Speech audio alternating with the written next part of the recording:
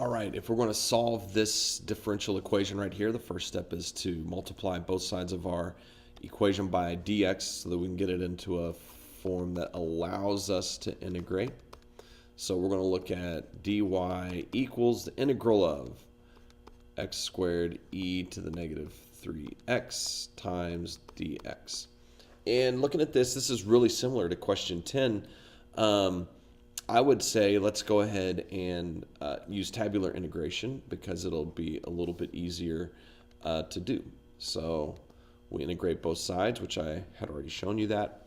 And we're going to end up with y equals the integral of x squared e to the negative 3x dx. And to do our tabular integration, we need a u and a v. So I'm going to let u equal x squared because when I take the derivative of that, I get a problem that simplifies down. So x squared becomes 2x, becomes 2, becomes 0. I'm going to need to move these guys up a little bit.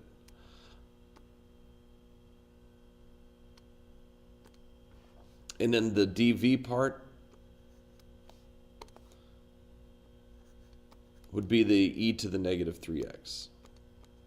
And so remember, with the e to the negative 3x, we did a problem like this earlier.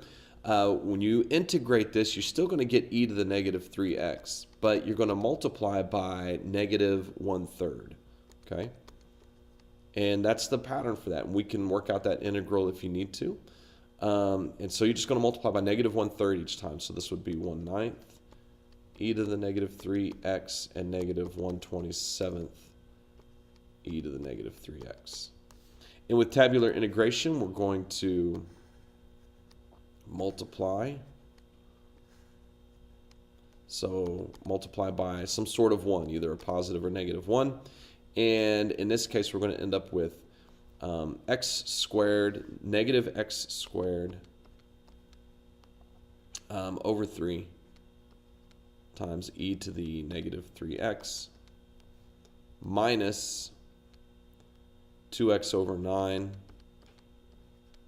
times e to the negative 3x minus 2 over 27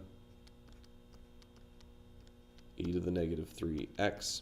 And on this, if we're going to finish it, we're going to have a plus c. So we're just getting a general solution to this differential equation where you're going to have y equals all of this stuff. We weren't given an initial condition. We weren't given an initial value. We weren't given an initial anything. And so we would stop right here when we're solving. This is the solution to this differential equation. Even though there's a c in there, that's okay. If we drew out a slope field of this guy right here, this is what we would get, would be this right here. All right? So there you go, tabular integration once again being a blessing.